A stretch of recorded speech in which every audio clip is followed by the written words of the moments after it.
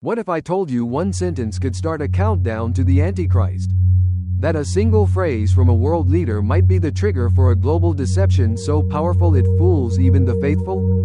Stay with me, because what you're about to hear is not fear-mongering. It's a wake-up call. I was dead, at least, that's what the doctors said. That morning began like any other in our quiet little parish tucked away somewhere in the Midwest. I woke up, had my usual cup of black coffee, and watched the sun rise behind the chapel's stained glass windows, the same way I had for nearly 50 years. But then, sharp pain, like a hot poker stabbing straight through my chest. My knees buckled, my breath caught in my throat, everything around me blurred, like someone had smeared Vaseline over the lens of reality. And then, nothing, just a cold, silent void. I died at 7:12 a.m. Cardiac arrest. But what happened next wasn't death. It was something far more terrifying and holy. I floated. That's the best way I can explain it. My pain was gone, my body weightless, like drifting through warm, summer air. I looked down and saw my own body lying on the chapel floor, pale, lifeless. The strange part? I wasn't afraid. Not at all. There was peace, like the kind I'd only felt in deep prayer, multiplied 1,000-fold. Then came the light, not the blinding spotlight you hear about in cheesy near-death stories. No, this was different, gentle, yet overwhelming. It pulled me in. I didn't resist. That's when I saw him. No mistaking it. Jesus. He didn't need to speak. His presence said everything. But still, I heard his voice, not with my ears, but in my soul. Michael, my son, you've come. But there's more for you to see. And then, his tone changed. The warmth gave way to something more serious, stern, even. Humanity is reaching for godhood, not through faith, but through machines. Trump's words were not just his own. They echoed a spirit, one that prepares the way for the Antichrist. Suddenly, the light faded. What came next would haunt me forever. A vision began to unfold, one that would rip the veil off the world I thought I knew. I saw technology rise like a golden calf, worshipped in place of God. I saw churches without truth, and truth without power. I saw a future no one is ready for. And it all began with just one sentence. The vision opened like a curtain being torn apart. I stood on the edge of a vast city. Tall towers of glass and steel stretched into the clouds like spires of Babel. It wasn't any place I recognized, but something told me this was Earth. Just, not yet, a future version. Cars flew overhead, silent and smooth. The air was crisp, strangely clean. People moved with mechanical efficiency, their eyes fixed forward, faces blank, like they were being pulled by invisible strings. Above the city, I saw massive screens, floating like ghosts, displaying a familiar symbol, an eye. Surrounded by a glowing circuit, people stopped occasionally to scan their wrists beneath glowing blue orbs. No cash, no cards, just a mark, burned into their skin like a barcode. When one man's scan failed, he was immediately approached by two drone-like enforcers. No explanation, no words. They dragged him away. The crowd didn't react, not a glance, not a whisper. I tried to speak to them, to warn them, but I had no voice. I wasn't there to stop it, only to see it. And then I heard it again, his voice. This is the fruit of man's pride. Jesus said, they traded my image for their own. They built towers not to reach me, but to replace me. He showed me a church, or at least, it used to be one. Inside, neon lights flashed behind the altar. Holograms preached feel-good messages about progress and unity. The name of Jesus wasn't spoken, not once. Instead, a synthetic voice declared, the future is godless, the future is algorithmic, salvation is optimization. People cheered, applauded, but I could see their souls, gray and hollow. Then I saw something worse. A child, no older than 6, sitting in front of a glowing terminal. A robotic voice whispered into his ear, there is no sin, only error. He nodded, without hesitation. I wept, not just for him, but for all of them. Why did you show me this? I asked, finally able to speak. Jesus replied, because they will listen to you. Michael, They won't listen to me anymore. The vision did not end, it deepened. One moment, I was in the city of steel and glass. The next, I stood in a massive auditorium, circular, cathedral-like, yet eerily cold. Thousands of people filled the seats.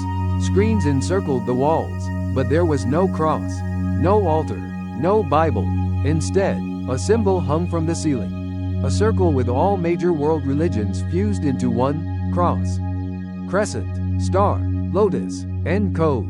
At the center, a woman dressed in crimson robes sat on a golden platform. Addressing the crowd, she spoke with charm, eloquence, and unnatural calm. The age of division is over. One world, one belief. No more absolutes, no more guilt, just unity. People applauded like they'd heard gospel. But I knew better. This was no gospel. It was poison wrapped in velvet. Behind her, digital text scrolled across the screens. Spiritual integration protocol. Global phase. This wasn't religion. It was programming. Then I saw him, a pastor. Young, maybe 35, standing quietly at the back. His name flashed in my spirit. Jacob Lanes. He wore a worn suit, held a real Bible in his hands. I could tell he didn't belong. He didn't clap. He didn't chant. He simply stood, heart heavy. A security drone hovered toward him. Scan your belief, it demanded. He refused. Within seconds, he was surrounded by robotic guards. The woman in red never even turned to look. She just smiled, sipping from a golden cup. Jacob raised his voice, trembling but firm. Jesus is Lord, not data, not empire, not code. Jesus. Gasps, silence, then chaos. The crowd turned on him. Like a hive disturbed. They weren't angry, they were offended. Not by what he said, but by the fact he said it at all. He was arrested, branded, banished. I turned to Jesus in the vision. Will this truly happen? I asked. He looked into me, not just my eyes, but into my soul. If my people continue to trade truth for comfort, conviction for convenience, and the cross for consensus, then yes, it will happen. And just as suddenly as it came, the vision faded. I was back in my hospital bed. Machines beeped, a nurse shouted, but none of it mattered. The real war wasn't outside. It was already underway, inside every soul that still claimed to believe. The next vision struck like thunder, loud, sudden, undeniable. I was lifted into the air, looking down upon a world I barely recognized. Cities no longer looked like cities, they were grids. Perfectly aligned, perfectly controlled, perfectly dead. Above each city floated shimmering towers, like antennas made of black glass. A name burned across their surface, Omninet. And beneath them, people moved like programmed ants. Each person wore a band on their right hand, a sleek black cuff with a glowing red triangle. I knew instinctively what it was. The mark. It wasn't just a payment device. It was their ID, their medical history, their social status, their access pass to society. Without it, you couldn't buy a bottle of water, couldn't drive, couldn't enter your own house. You were, essentially, erased. In one scene, I saw a mother at a grocery store. Her child was crying. She tried to scan her cuff to buy formula. Access denied. Her score had dropped. She'd attended a forbidden gathering, a house church. A camera above blinked red. Security approached. She was taken away, calmly, clinically. No one screamed. No one intervened. Because in this world, mercy was illegal. I saw factories where humans worked side by side with humanoid robots. They were rewarded not with money, but with compliance points. One man sneezed and didn't report it to the health system. 2 points deducted. Another paused to pray silently. 10 points deducted. When their score dropped below a certain level, the floor beneath them opened, and they disappeared into the shadows. Then, I saw churches, empty, hollow buildings with perfect sound systems and LED screens. A holographic preacher stood on stage, smiling. The old religion was judgment. This new faith is unity. No mention of sin, no mention of the cross. Just self-help, just loyalty to the system. A religion without God. I cried out, "Where is the church, Lord? Where are your people?" Then I saw it, hidden in the woods. In basements, in cabins by the mountains. Small groups, no lights, no bands, just Bibles and broken hearts. They whispered songs, they laid hands in prayer. They risked their lives for a single page of scripture. And there, Jesus stood among them, not in visions, not in spirit, but present. The world had traded freedom for safety, truth for programming, God for control. But in the shadows, light still burned. Father Michael woke with a violent gasp. His chest rose and fell like a man pulled from drowning. Sweat clung to his skin. His bedsheets were soaked. The air in his modest Midwest bedroom felt electric, heavy with the memory of what he had seen. But the visions were gone. Only silence remained. He stumbled toward the bathroom sink, splashed cold water on his face, and gripped the porcelain to steady himself. Was it a dream? He whispered aloud. Or a warning? The face in the mirror stared back, older, wearier, but changed. Something inside him had shifted. And he knew, without doubt, that the dream was real. For weeks, Father Michael kept silent. He went through the motions, preaching, praying, counseling, but every communion wafer, every Sunday service felt like ashes in his mouth. Because how could he lead a sleeping congregation when he had seen the beast with his own eyes?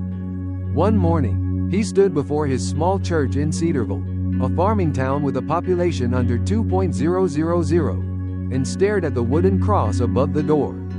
The sun was rising, warm and golden. Birds chirped, tractors roared in distant fields. And yet, something was wrong. Everyone lived as if there was no war coming. That day, during the sermon, he broke script. He tossed his notes aside. His voice trembled, then grew louder. There is a system rising. A system that will trade your soul for comfort, your faith for convenience. You think we're free, but we are already marked. Our data is owned. Our minds are fed lies. And our children are being programmed. The room fell into stunned silence. Some people left, some whispered, others stared at him like he'd lost his mind. But a few stayed after the service. They approached him in the hallway, cautiously. A young mechanic, a widowed nurse, a teen girl with dyed hair. "I've felt it too," one of them said. "I dreamt something like that," another added. And just like that, a remnant began to gather. They met in secret, no live streams, no social media, just prayer, study, and preparation. Father Michael taught them how to discern truth in a world of digital lies. How to grow food, how to survive off-grid, how to pray with power. He didn't have all the answers, but he had conviction. And that was enough to light a fire. One night, alone in the sanctuary, Father Michael knelt and prayed. "Lord, if what I saw is true, then use me. Even if they mock me, even if I fall." A breeze passed through the chapel, though no window was open. And deep in his spirit, he heard a whisper. "You are not alone." It began with a letter. A simple envelope, unmarked, slid beneath the church office door. Father Michael picked it up after Tuesday evening prayer. The handwriting was sharp, controlled. "We know what you're doing. This movement is unauthorized. Disband immediately." No name, no return address, just the weight of a threat behind each word. At first, he tried to ignore it. But within days, strange things began happening. A young woman in his prayer group found her phone disabled after attending a gathering. A man reported his home Wi-Fi flooded with unknown access attempts. Even Father Michael's old Ford truck began acting up. GPS glitches, radio static, locks malfunctioning. They were being watched. He warned the group, "This path won't be easy," he said one stormy night in the basement of the church. But truth has always had enemies. Instead of fear, he saw fire in their eyes. The mechanic, Cole, started helping people disable microphones on their devices. The widowed nurse, Mary, taught first aid workshops in case they'd ever need to rely on each other. Even little Harper, the teen girl, deleted her social media and began journaling on paper. But the pressure mounted. An agent from the Department of Homeland Protection visited the church under the guise of a routine inspection. He was polite, too polite, asked too many questions, took too many photos. "You have some unusual activity here, Father," The agent smiled, just making sure things stay safe. Father Michael smiled back, but his stomach churned. That night, Father Michael drove 2 hours to a secluded cabin owned by a retired pastor he trusted. Under the stars, with a fire crackling, he confessed his fear. What if I'm putting them all in danger? The old man looked at him. Steady. You are, but truth always carries a cost. The question is, are you willing to pay it? When he returned to Cedarville, something shifted in him. He preached again, but this time, not with fear. He spoke of spiritual resilience, digital discernment, and choosing eternal truth over temporary peace. And though the pews weren't full, the ones who stayed listened like never before. That same week, someone tried to break into the church. Nothing was stolen, nothing destroyed, but on the pulpit, someone had carved a word into the wood. Awake. 3 days after the word, awake, was carved into the pulpit, things in Cedarville began to unravel. Not violently, worse, silently. The town didn't scream, it whispered. Father Michael noticed it first at Sunday service. Some faces were gone, others avoided his eyes. A few regulars offered stiff handshakes and fake smiles. The sense of unity that had held them together, the warmth, the silent resolve, had thinned, like fog before morning sun. Then, rumors. Michael's in some kind of cult now. He's turning people against the government. There's money involved, foreign influence, maybe. The group still met, barely.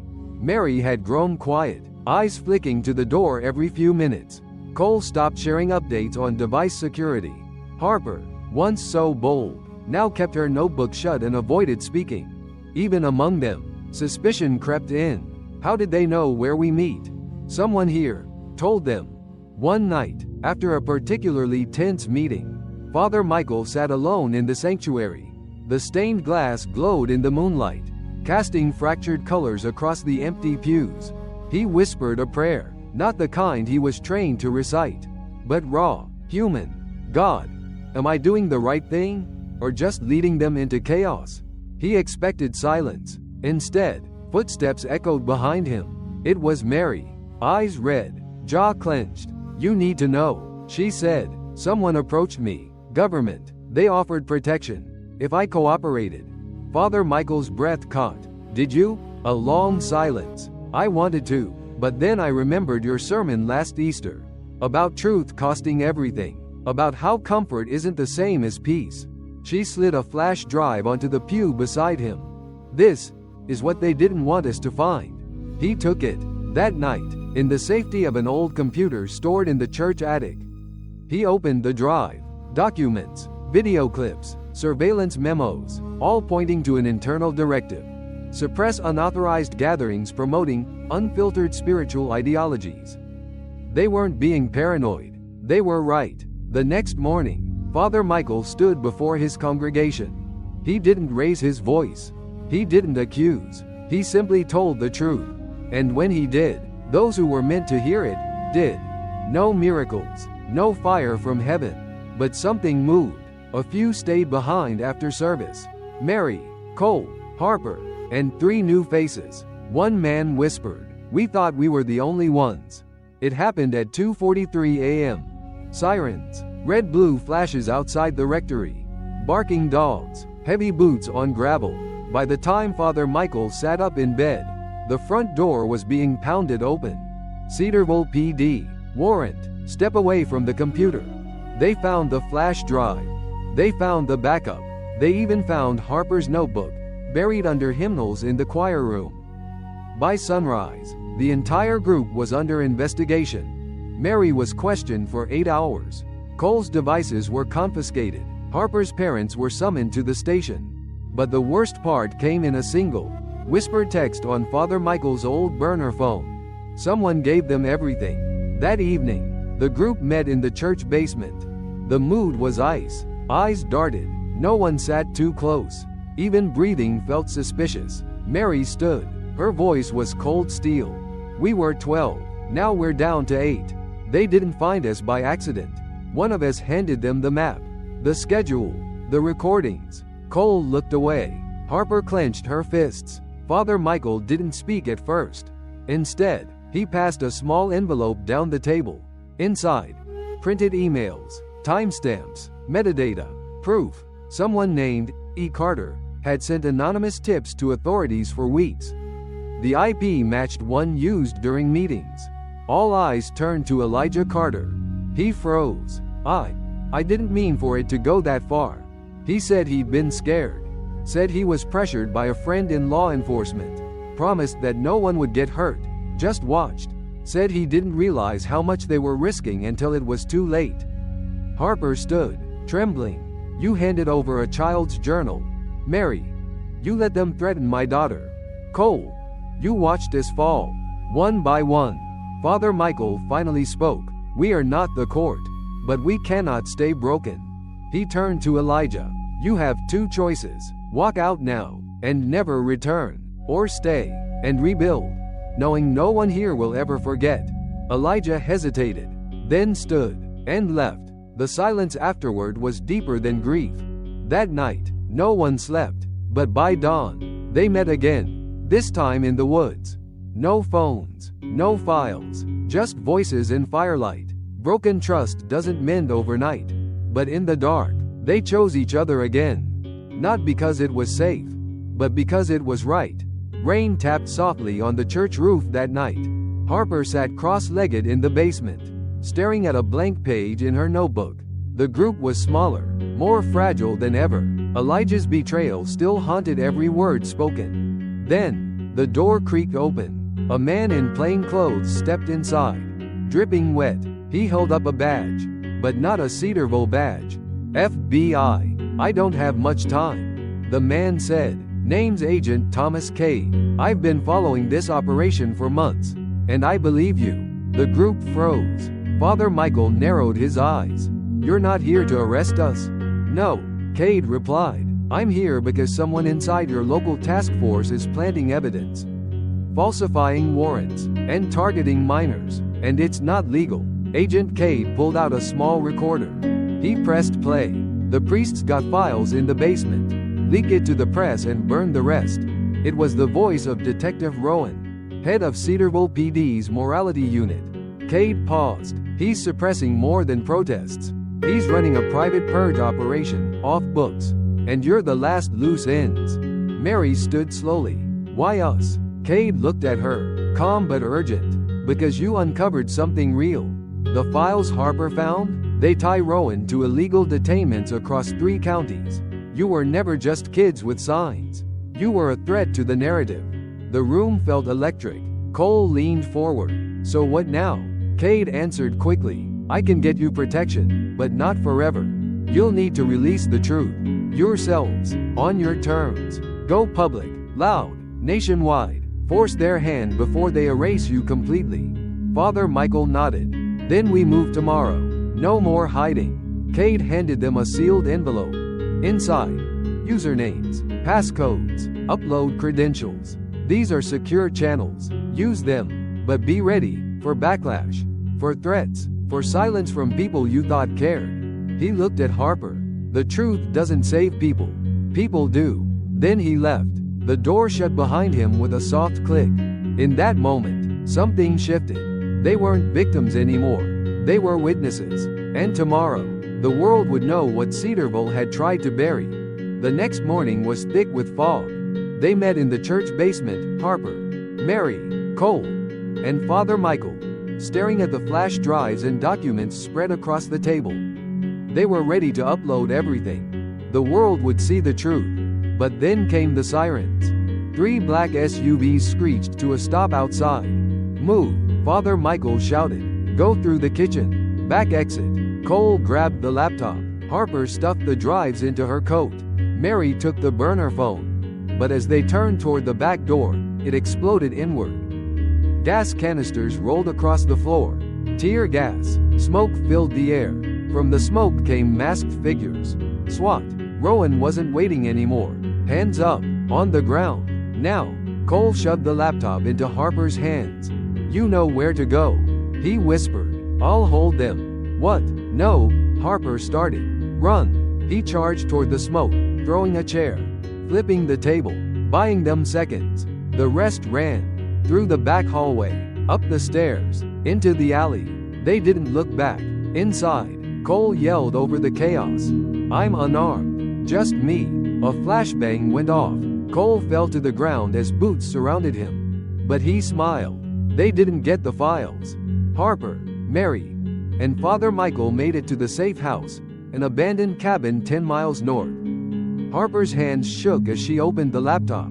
The screen lit up, still intact. She whispered, "Cole did it." Mary was silent. Tears streamed down her cheeks.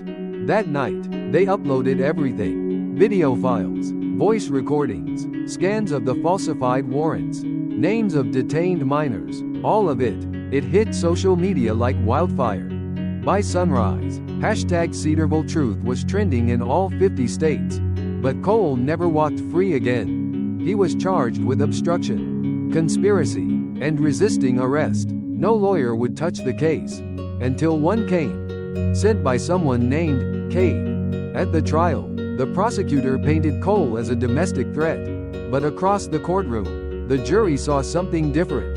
They saw a young man who faced down tear gas with nothing but a laptop and a promise. In the end, Cole was sentenced to 5 years in a federal facility. Not the outcome they prayed for. But Harper visited him every month. And each time, she said the same thing. "Because of you, they know now."